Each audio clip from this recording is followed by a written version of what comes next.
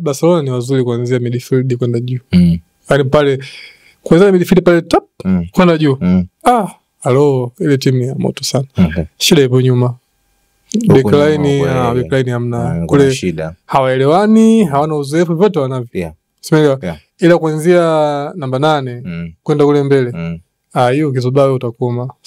Unaamini kwamba Barcelona in terms of midfield wameseto kwa sababu ni kama kuna changamoto hivi kwenye eneo la namba 10. Midfield kwa sababu hapa De Jong na Pedri sawa.